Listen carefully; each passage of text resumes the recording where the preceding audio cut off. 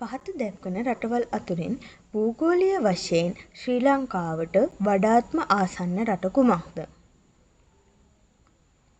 නිවැරදි පිළිතුර ඉන්දියාව.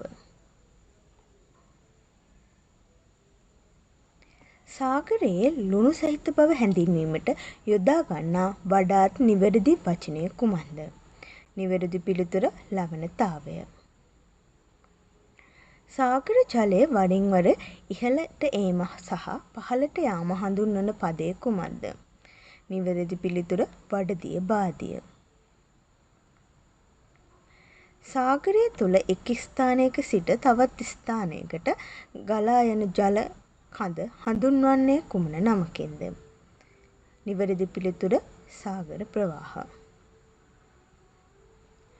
සාගරයේ සිටින ශාක සතුන් සහ පරිසරය අතර පවතින සම්බන්ධතාවය හැඳින්වන්නේ සාගර පරිසර පද්ධතිය නමින්.